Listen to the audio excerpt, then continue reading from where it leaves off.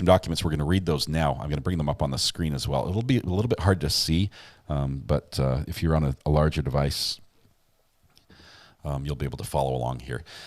This is Exhibit A, statement of Brett Payne. The below information is provided by Brett Payne, who is duly appointed, qualified, and acting peace officer within the walls of Latah, state of Idaho. Brett Payne is employed by Moscow Police Department in the official capacity or position of corporal and has been a trained and qualified peace officer for approximately 4 years.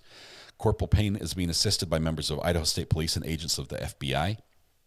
On November 13th, at approximately 4 p.m., Moscow Police Department, Sergeant Blaker and I responded to King Road to assist with scene security and processing of crime scene associated with 4 homicides. Upon our arrival, the Idaho State Police, the forensic team, was on scene and was preparing to begin to process the scene. This is the part we read, but we're going to go through it one more time. Officer Smith from Moscow Police Department, one of the initial responding officers to the incident, advised he would walk me through the scene. Officer Smith and I entered the King Road residence through the bottom floor door on the north side of the building. Officer Smith and I then walked upstairs to the second floor. Officer Smith directed me down a hallway to the west bedroom on the second floor, which I later learned through Xana's driver's license. Xana's and other personal belongings found in the room was Xana Kernoodle's, hereafter Kernoodle room. Just before this room, there was a bathroom door on the south wall of the hallway. As I approached the room, I could see a body, later identified as Kernoodle's, lying on the floor. Kernoodle was deceased with wounds which appeared to have been caused by an edged weapon. Also in the room was a male, later identified as Ethan Chapin, hereafter Chapin. Chapin was also deceased with wounds later determined, autopsy report provided by Spokane County Medical Examiner, dated the 15th, December 15th, to be caused by sharp force injuries. I then followed Officer Smith upstairs to the third floor of the residence. The third floor consisted of 2 bedrooms and 1 bathroom. The bedroom on the west side of the floor was later determined to be Kylie Goncalves, hereafter Goncalves' room. I'm sorry if I'm butchering the names. I apologize. I later learned from a review of Officer Nunez's body camera that there was a dog in the room when Moscow police officers initially responded. The dog belonged to Goncalves and her ex-boyfriend, Jack Decour. I found out from my interview with Jack Decour on November 13th that he and Goncalves shared the dog. Officer Smith then pointed out a small bathroom on the east side of the third floor. This bathroom shared a wall with Madison Mogan's, hereafter Mogan. The bedroom, which was situated in the southeast corner of the third floor. As I entered this bedroom, I could see 2 females in the single bed in the room. Both Goncalves and Mogan were deceased with visible stab wounds. I also later noticed what appeared to be a tan leather knife sheath laying on the bed next to Morgan's right side when viewed from the door. The sheath was later processed and had K-Bar, USMC, U.S. Marine Corps, and the United States Marine Corps Eagle Globe and Anchor insignia stamped on the outside of it. The Idaho State Lab later located a single source of male DNA suspect profile left on the button snap of the knife sheath. There we've got the DNA connecting him to something connected to the murder weapon. This is amazing. As part of the investigation, numerous interviews were conducted by Moscow Police Department officers, Idaho State Police detectives, and FBI agents. 2 of the interviews included BF and DM. Both BF and DM, they're not providing those names, were inside the King Road residence at the time the homicides were roommates to the victims. So these are the 2 survivors. BF's bedroom was located on the east side of the first floor of the King Road residence. Based on numerous interviews conducted by Moscow Police Department officers, detectives, and FBI agents, as well as my review of the residence, I have learned the following. On the evening of November 2nd, 2022, Chapin and Kernoodle are seen by BF at the Sigma Chi house on the University of Idaho campus at 735 Nez Perce Drive from approximately 9 p.m. to 1:45 a.m. on the 13th. BF also estimated that approximately 1:45 a.m., Chapin and Kernoodle returned to the King Road residence.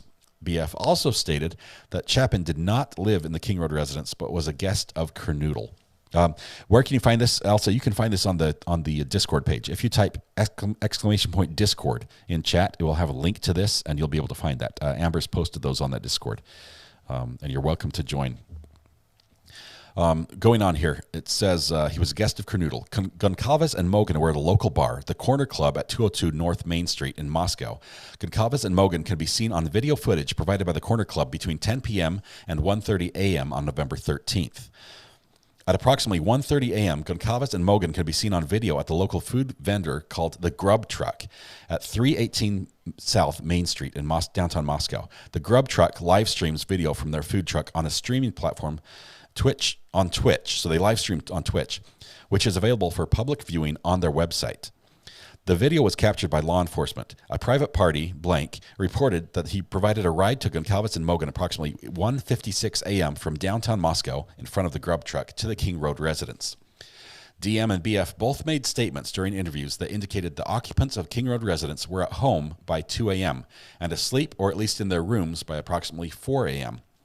This is with the exception of Kernoodle, who received a DoorDash order at the residence at approximately 4 a.m. Law enforcement identified the DoorDash delivery driver who reported this information. DM stated she originally went to sleep in her bedroom on the southeast side of the second floor. DM stated she was awoken at approximately 4 a.m. by what she stated sounded like Goncalves playing with her dog in one of the upstairs bedrooms, which were located on the third floor. A short time later, DM said she heard what she thought was Goncalves say something to the effect of, "There's someone here." A review of records obtained from a forensic download of Kernoodle's phone showed that this could also have been Kernoodle, as her cellular phone indicated that she was likely awake and using TikTok app at approximately 4:12 a.m. Oh my goodness, this is unbelievable. DM stated she looked out her bedroom but did not see anything when she heard the comment about someone being in the house. DM stated she opened her door a second time when she heard what she thought was crying coming from Kernoodle's room. DM then said she heard a male voice say something to the effect of, "It's okay, I'm going to help you." At approximately 4:17 a.m., a security camera located at 1112 King Road, a residence immediately to the northwest of 1122 King Road, so just northwest, picked up a distorted audio of what sounded like voices or a whimper, followed by a loud thud. A dog can be heard barking numerous times starting at 4:17 a.m. The security camera is less than 50 feet from the west wall of Kernoodle's bedroom. DM stated she opened her door for the third time after she heard the crying and saw a figure clad in black clothing and a mask that covered the person's mouth and nose walking towards her. DM described the figure as 5'10" or taller, a male, not very muscular, but athletically built with bushy eyebrows. The male walked past DM as she stood in a frozen shock phase. The male walked towards the back sliding glass door. DM locked herself in her room after seeing the male. DM did not state that she recognized the male. This leads investigators to believe that the murderer left the scene. Good grief. The combination of DM's statements to law enforcement, reviews and forensic downloads of records from BF and DM's phone, and video of the suspect a suspect video, as described below, leads investigators to believe the homicides occurred between 4 a.m. and 4:25 a.m. During the processing of the crime scene, investigators found a latent shoe print.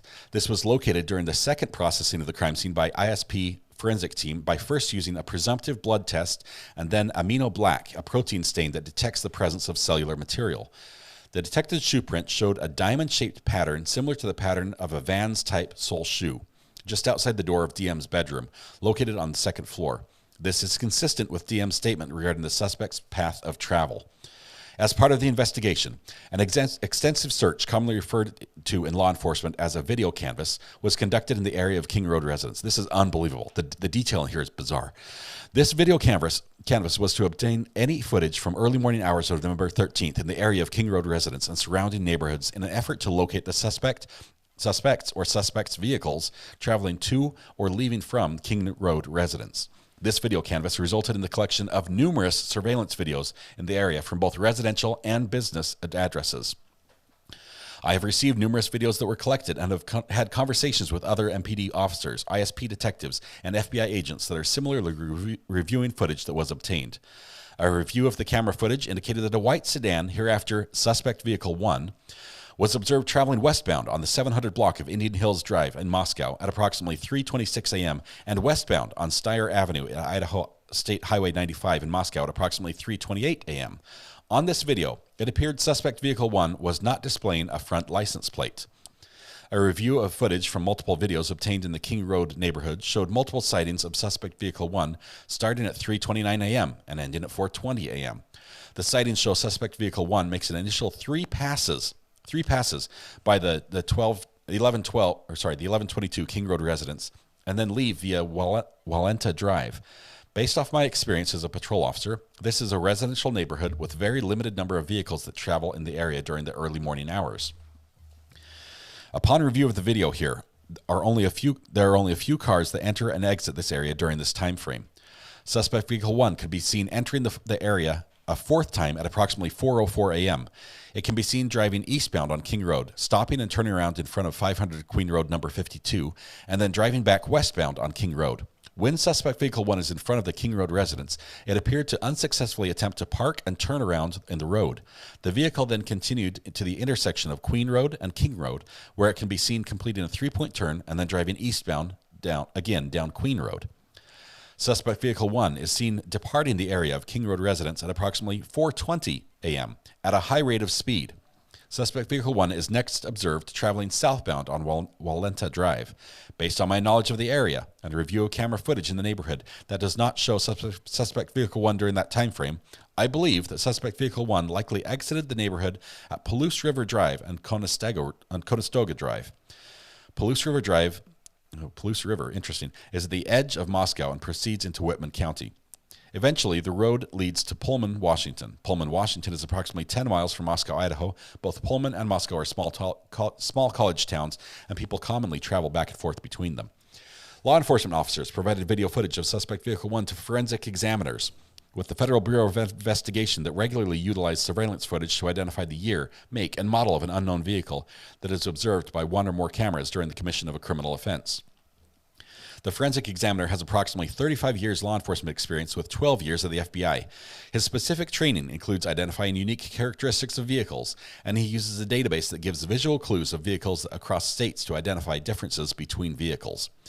After reviewing the numerous observations of Suspect Vehicle 1, the forensic examiner initially believed that the Suspect Vehicle 1 was a 2011 through 2013 Hyundai Elantra.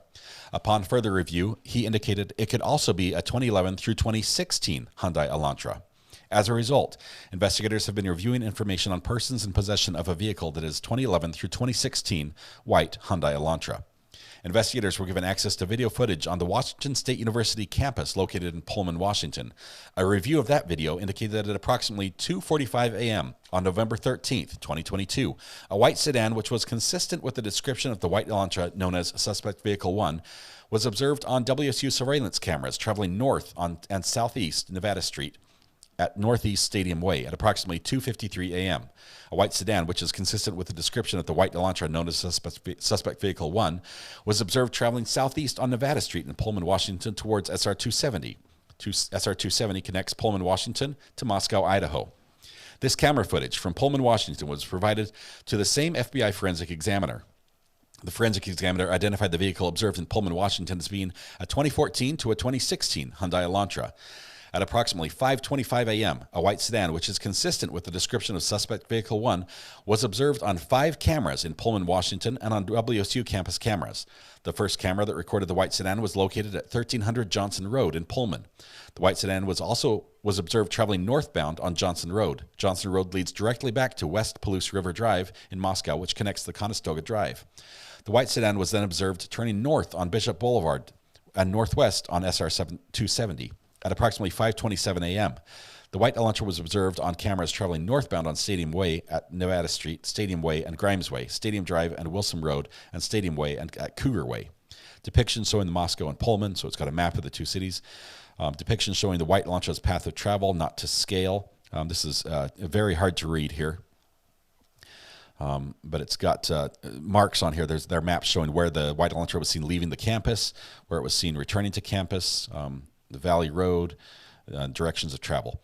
On November 25th, MPD asked area law enforcement agencies to be on the lookout for a white Hyundai Elantra in the area.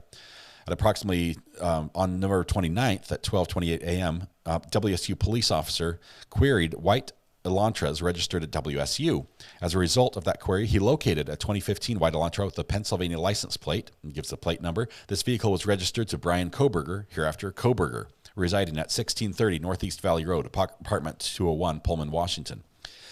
Valley Road is approximately 3/4 of a mile from the intersection of Stadium Way and Cougar Way, the last camera location that picked up the Elantra. The same day at 12:58 a.m., Officer Curtis Whiteman was looking for white Hyundai Elantras and located the 2015 white Hyundai Elantra at 1630 Northeast Valley Road in Pullman in the parking lot. That address is an apartment complex that houses WSU students. Officer Whitman also ran the car, and it returned to Koberger with a Washington tag. I reviewed Koberger's Washington State driver's license information and photograph. This is happening on November 29th. They're doing this. They knew his name, November 29th. I reviewed. I reviewed Koberger's Washington State driver's license information and photograph. This license indicates that Koberger is a white male with a height of 6 foot and weighs 185 pounds. Additionally, the photograph of Koberger shows that he has bushy eyebrows. Koberger's physical description is consistent with the description of the male DM saw inside the King Road residence on November 13th. This is so much more than I thought we would get. Further investigation, including the review of Latah County Sheriff Deputy CP Corporal Duke's body cam reports, showed that on August 21st, Brian Koberger was detained as part of a traffic stop that occurred in Moscow, Idaho by Corporal Duke. At the time, Koberger, who was a sole occupant, was driving the Hyundai Elantra with the Pennsylvania plate, which was due to expire in November. During the stop, which was recorded via law enforcement body camera, Koberger provided his phone number as blank. Hereafter, the 8458 phone. That's important. They've got his phone number, and we're going to hear more about that. Investigators conducted electronic database queries and learned that the 8458 phone is a number issued by AT&T. On October 14th, Brian Koberger was detained as part of a traffic stop. Upon the review of that body camera report of the stop, Koberger was the sole occupant. On November 18th, according to Washington State licensing, Koberger registered the 2015 white Elantra with Washington and later received Washington plate number CFB 8708, which is what he had on when he got stopped in Indiana. Prior to this time, the 2015 white Elantra was registered in Pennsylvania, which does not require a front license plate to be displayed. This was learned through the communications with a Pennsylvania officer who is currently certified in the state of Pennsylvania. Based on my own experience and communication with Washington law enforcement, I know that Idaho and Washington require a front and back license plates to be displayed. Investigators believe that Koberger is still driving the 2015 white Elantra because his vehicle was captured on December 13th, 2022, by a license plate reader in Loma, Colorado, information provided by a query to a database. Koberger's Elantra was then queried on December 15th by law enforcement in Hannock County, Indiana. On December 16th, at approximately 2:26 p.m., surveillance video showed Koberger's Elantra in Albrightsville, Pennsylvania. The sole occupant of the vehicle was a white male whose description was consistent with Koberger. Koberger has a family in Albrightsville, Pennsylvania, learned through the TLO search and locate tool query database query. Based on information provided on the WSU website, Koberger is currently a PhD student in criminology at Washington State University. Pursuant to records provided by a member of the interview panel for Pullman Police Department, we learned that Koberger's past education included undergraduate degrees in psychology and cloud-based forensics.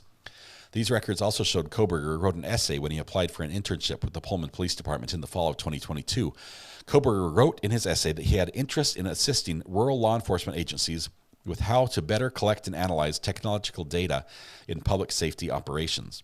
Koberger also posted a Reddit survey, which can be found by open source internet search. We've reviewed that. The survey asked for participants to provide information to understand how emotions and psychological traits influence decision-making when committing a crime. As part of this investigation, law enforcement obtained search warrants to determine cellular devices that utilize cellular towers in close proximity to the King Road residence on November 13th between 3 a.m. and 5 a.m. After determining that Koberger was associated to both the 2015 white Elantra and the 8458 phone, investigators reviewed these search warrant returns. A query of the 8458 phone in these returns did not show the 8458 phone utilizing cellular tower resources in close proximity to the King Road residence between 3 and 5 a.m. So that did not show up. Based on my training, expertise, and conversation with law enforcement officers that specialize in the utilization of cellular telephone records as part of investigations, individuals can either leave their cellular telephone at a different location before committing a crime or turn their cellular telephone off prior to going into a location to commit a crime. This is done by subjects in an effort to avoid alerting law enforcement to a cellular device associated with them. The cellular device associated with them was in a particular area where the crime was committed. I also know that on numerous occasions, subjects will surveil an area where they intend to commit a crime prior to the date of the crime. Depending on the circumstances, this could be done a few days before or for several months prior to the commission of the crime. During these types of surveillance, it is possible that an individual will not leave their cell phone leave their cellular telephone at a separate location or turn it off since they do not plan to commit the offense on that particular day. On December 23rd, 2022, I applied for and was granted a search warrant for historical phone records. This is what we were talking about. This is what we wanted them to get. Between November 12th and November 14th for the 8458 phone held by phone provider AT&T, approximately 24 hours preceding and following the times of the homicides. On November 23rd, pursuant to that search warrant, I received records for the 8458 phone from AT&T. These records indicate that the phone is subscribed to Brian Koberger at an address in Albrightsville, Pennsylvania, and the account has been open since June of 2022. These records also indicated historical cell site location, what they call CSLI, cell site location information, for the 8458 phone. After receiving this information, I consulted with the FBI special agent that is certified as a member of the cellular analysis team, survey team. Members of CAST, that's the survey team, are certified with the FBI to provide expert testimony in the field of historical CSLI and are required to pass extensive training that both includes written and practical examinations prior to being certified, as well as the completion of yearly certification requirements. Basically, they know what they're doing. Additionally, the FBI CAST SA, SA was a special agent, that I consulted with has over 15 years of federal law enforcement experience, which includes 6 years with the FBI. From information provided by CAST, I was able to determine estimated locations of the phone from November 2nd to November 13th, the time period authorized by the court. On November 13th, at approximately 2:42 a.m., the phone was utilizing the cellular resources that provided coverage to 1630 Northwest Valley Road apartment, basically his Pullman address in Washington, hereafter Koberger residence. At approximately 2:47 a.m., the phone utilized cellular resources that provide coverage southeast of the Koberger residence, consistent with the phone leaving the residence and traveling south through Pullman, Washington. This is consistent with the movement of the white Elantra. At approximately 2:47 a.m., the phone stops reporting to the network, which is consistent with either the phone being in an area without cellular coverage, the connection to the network being disabled, such as putting the phone in airplane mode, or that the phone has been turned off. The phone does not report to the network again until approximately 4:48 a.m., in which time it has utilized resources that provide coverage to Idaho State Highway 95 south of Moscow, near Blaine, Idaho, north of Genesee, between 4:50 and 5:26 a.m. The phone utilizes cellular resources that are consistent with the phone traveling south on Idaho State Highway 95 to Genesee, Idaho, then traveling west towards Uniontown, Idaho, then north back into Pullman. At approximately 5:30, the phone is utilizing resources that provide coverage to Pullman, Washington, and consistent with the phone traveling back to the Koberger residence. The phone movements are consistent with the movements of the white Elantra that observed traveling north on Stadium Drive at approximately 5:27. Based on review of the phone's estimated locations and travel, the phone's travel is consistent with that of the white Elantra. Congrats on 5K subs. The cat found this on his early morning hunt. Thank you, that guy. Appreciate that. Further review indicated that the 8458 phone utilized cellular resources on November 13th that are consistent with the phone leaving the area of the Koberger residence and traveling to Moscow, Idaho. Specifically, the phone utilized resources that would provide coverage to the King Road residence between 9:12 a.m. and 9:21 a.m. Basically, they're saying he could have gone back to the scene of the crime with his cell phone on. The phone next used cellular resources that are consistent with the phone traveling back to the area of the Koberger residence and arriving to the area at approximately 9:32 a.m. Below is a depiction, not to scale, of the possible route taken based off cellular site locations. So we have a map. This map may be important for locations for river sites for dumping a weapon. Investigators found the phone did not connect to a cell phone tower that provides service to Moscow on November 4th, but investigators do not believe the phone was in Moscow on that date. The phone has not connected to any towers that provide service to Moscow since that date. Based on my training, experience, and the facts of the investigation thus far, I believe that Koberger, the user of the phone, was likely the driver of the white Elantra that was observed during Pullman, Washington, and that this vehicle is likely suspect vehicle number 1. Additionally, the route of travel of the phone during the early morning hours of November 13th and the lack of the phone reporting to AT&T between 2:47 and 4:48 a.m. is consistent with Koberger attempting to conceal his location during the quadruple homicide that occurred at King Road residence. On December 23rd, 2022, I was granted a search warrant for Koberger's historical CSLI, the information, from June 23rd to current. Ooh, that's a huge window. Prospective information, location information, and a pen register trap and trace on 8458 phone to aid in efforts to determine if Koberger stalked any of the victims in the case prior to the offense, conducted surveillance on the King Road residence, was in contact with any of the victims associated before or after the alleged offense, any locations that may contain evidence of the murders that occurred on November 13th, the location of the white Elantra registered to Koberger, as well as the location of Koberger. They asked for everything. On December 23rd, pursuant to that search warrant, I received historical records from the phone from AT&T from the time the account was opened in June 2022. They got everything.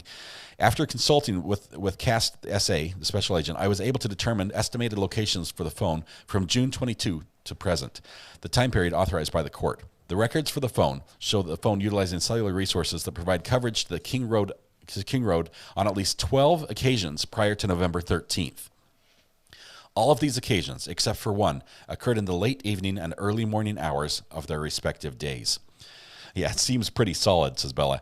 One of these occasions, on August 21st, the 8458 phone utilized cellular resources providing coverage to King Road residents from approximately 10:34 p.m. to 11:35, an hour and 1 minute. At approximately 11:37, Koberger was stopped by Latah County Sheriff's Deputy Duke, as mentioned above. That's where he got the violation, the seatbelt violation. I think that matches up. The phone was utilizing cellular resources consistent with the location of the traffic stop during this time, Farm Road and Pullman Highway. Further analysis of the cellular data provided showed that 8458 phone utilized cellular resources on November 13th, consistent with the phone traveling from Pullman, Washington to Lewiston, Idaho, via U.S. Highway 95. At approximately 12:36 p.m., the phone utilizes cellular resources that would provide coverage to Kate's Cup of Joe coffee stand, located at 810 Port Drive, Clarkston, Washington. So he was at the area of the coffee stand. Surveillance footage from the U.S. Chef's store, located at 820 Port Drive, Clarkston, Washington, and adjacent to Kate's Cup of Joe, showed a white Elantra, consistent with suspect vehicle 1, drive past Kate's Cup of Joe at the time consistent with the cellular data from the phone. At approximately 12:46 p.m., the 8458 phone then utilized cellular data in the area of Albertsons grocery store at 400 Bridge Street in Clarkston, Washington. Surveillance footage obtained from the Albertsons showed Koberger exit the white Elantra, consistent with suspect vehicle 1 at approximately 12:49 p.m. Interior surveillance cameras showed Koberger walk through the store, purchase unknown items at the checkout, and leave at approximately 1:04 p.m.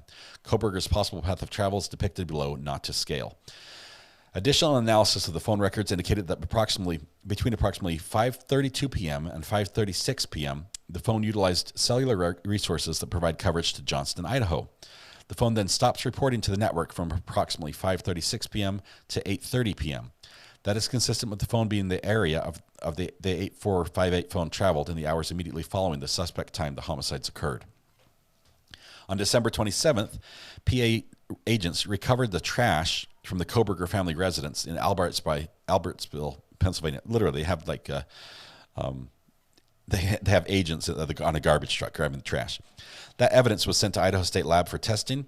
The state lab reported that a DNA profile obtained from the trash and a DNA profile obtained from the sheath identified a male as not being excluded as the biological father of the suspect profile. At least 99.9998% of male population would be expected to be excluded. So basically, it's as close to a match as you can possibly get, having from his father. Based on the above information, I'm requesting an arrest warrant be issued for Brian C. Koberger for burglary at 1112 King Street in Moscow, Idaho, and for 4 counts of murder in the first degree for the murders of Madison Mogan, Kaylee Goncalves, Zena Kernoodle, and Ethan Chapin. I declare under penalty of perjury pursuant to the laws of the state of Idaho that the foregoing is true and correct. Signed by the affiant. Okay, that was document 1 of 3. So give me just a second here. We're going to pull up the next one. Let's see. Is it the same document?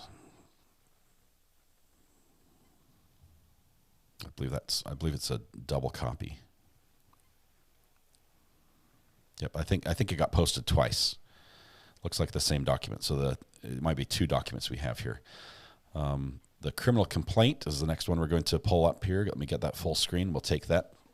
Get a drink, recovery addict. I will do that. Thank you, Abby.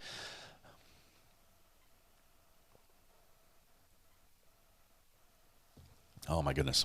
This is some good stuff. Just 1 second here. We'll have this on screen for you. Okay. shrink this one down and take this guy. Okay. This is the criminal complaint we're reading now. I think we saw this before. This is basically court paperwork from the Latah County Prosecutor's Office, the District Court of 2nd Judicial District of the state of Idaho and for the county of Latah. Plaintiff is State of Idaho versus Brian C. Koberger, the defendant. The undersigned, based on the affidavit of Brett Payne, complains and says that Brian C. Koberger in the county of Latah, state of Idaho, on or about November 13th, 2022, did then and there commit crimes against the people of the state of Idaho of burglary, Idaho Code 18-1401, a felony count 1, murder in the first degree, felony count 2, murder in the first degree, felony count 3, murder in the first degree, felony count 4, murder in the first degree, felony count 5, committed as follows. That the defendant, Brian C. Koberger, on or about November 13th in Latah County, state of Idaho, did unlawfully enter a residence with the intent to commit the felony of murder. That the defendant, Brian Koberger, on or about November 13th in Latah County of state of Idaho, did willfully, unlawfully, deliberately, and with premeditation and with malice, forethought, kill and murder Madison Mogan, a human being, by stabbing Madison Mogan, from which she died. That the defendant, Brian C. Koberger, on or about November 13th, 2022, sorry, the phone's going nuts here. I'm going to turn that off. On or about 2022, did willfully, unlawfully, deliberately, and with premeditation and with malice, aforethought, kill and murder Kaylee Goncalves, a human being, by stabbing from which she died. The same charge also from the same date for Xana Kernoodle, as well as for Ethan Chapin, all of which are, let's see, did kill and murder by stabbing, did kill and murder by stabbing, did kill by stabbing, by stabbing. So all of them have the same allegation. All of which is contrary to the form, force, and effect of the statutes above cited and against the peace and dignity of the people of the state of Idaho, wherein complainant requests a warrant of arrest be issued for the person of Brian C. Koberger with the date of birth, redacted social security, and that the defendant may be dealt with according to law dated this 29th day of December 2022. That's what we've got. Those are the documents. I'm sorry, I have not been following chat at all, but I read it so you wouldn't have to. And I want to just give a massive shout out to Amber, to Vixen for hunting these down for us. This is everything we wanted and more. I'm going to go back and read this in chat. Carol says, I really appreciate you reading these documents. Hey, that's what I'm here for, Carol. Thank you for being there. Are we going to address subject matter jurisdiction? Now we can address it. No, we've got too much to talk about. Oh my goodness. So we had the cell phone pings. We knew we'd have cell phone ping information. We have DNA. I thought it was going to be blood, but no. They said the match was from the sheath, the knife sheath. He left evidence. He left the knife sheath. And so we also have information about where his vehicle went and when he had his phone turned off. Let's see. I'm trying to see. Suspect vehicle 1, does that mean there's another suspect vehicle, or is that standard label as to 1? It's a standard label, Mustard Cat. They just identify it as that instead of trying to spell out the whole description. Coffee Cake says, Recovery Addict, I have questions. Now is your time for questions. I've skipped them for quite a while. I do appreciate those who have joined and subscribed and sent super chats during the reading there. Thank you so much. Let's answer your questions here now. Subject matter jurisdiction. Thank you for reading, Scott. Amazing police work.